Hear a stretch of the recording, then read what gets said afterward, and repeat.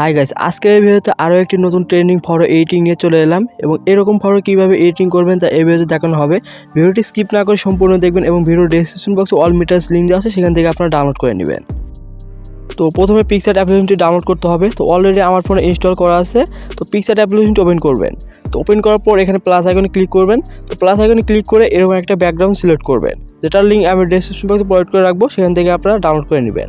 তো এরকম background select করার পর এখানে অ্যাড ফটোতে ক্লিক করতে হবে। তো অ্যাড ফটোতে ক্লিক করার পর আপনার পছন্দের মতো ফটো সিলেক্ট করতে হবে, যেটা অবশ্যই ব্যাকগ্রাউন্ড রিমুভ থাকতে হবে। তো ব্যাকগ্রাউন্ড রিমুভ কীভাবে করবেন তা ভিডিও ডেসক্রিপশন বক্সের লিঙ্ক দেওয়া আছে, সেখান থেকে আপনারা দেখে নিতে পারবেন।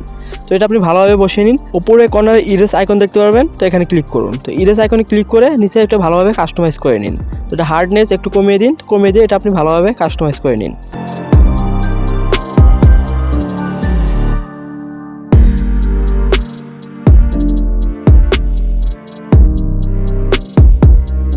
তো আবার অ্যাড ফরওয়ার্ডে ক্লিক করুন। তো অ্যাড ফরওয়ার্ডে ক্লিক করে এরকম একটা পিএনজি সিলেক্ট করুন। তো পিএনজি সিলেক্ট করার পর একটু জুম আউট করে এটা আপনি ভালোভাবে বসিয়ে নিন। তো পিএনজিটি সিলেক্ট করে এই আইকনে ক্লিক করুন। তো এখানে ক্লিক করে পিএনজিটি ডুপ্লিকেট করে ফেলুন। তো ডুপ্লিকেট করে এটা আপনি ভালোভাবে কাস্টমাইজ করে নিন।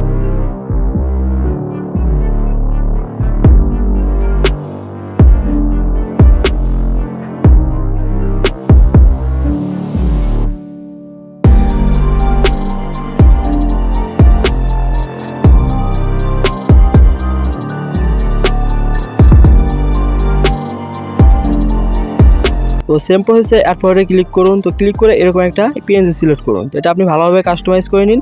আবার আপনাকে অ্যাড ফরওয়ার্ডে ক্লিক করতে হবে। তো অ্যাড ফরওয়ার্ডে ক্লিক করে এরকম একটা পিএনজি সিলেক্ট করুন। তো সিলেক্ট করার পর এটা আপনি ভালোভাবে বসিয়ে নিন। তো বসিয়ে নিয়ে এটা সুন্দরভাবে কাস্টমাইজ করে ফেলুন।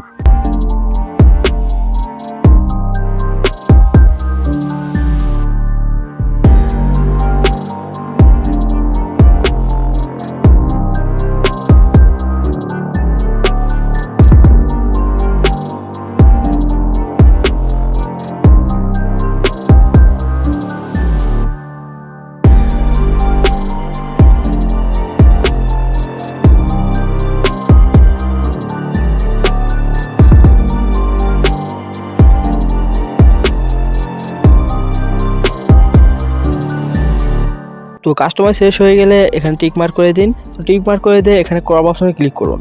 ক্রপ অপশনে ক্লিক করে অ্যাডজাস্টে ক্লিক করুন। তো অ্যাডজাস্টে ক্লিক করে এটা আপনি ভালোভাবে কাস্টমাইজ করে নিন। স্যাচুরেশন, কন্ট্রাস্ট এগুলো একটু ভালোভাবে।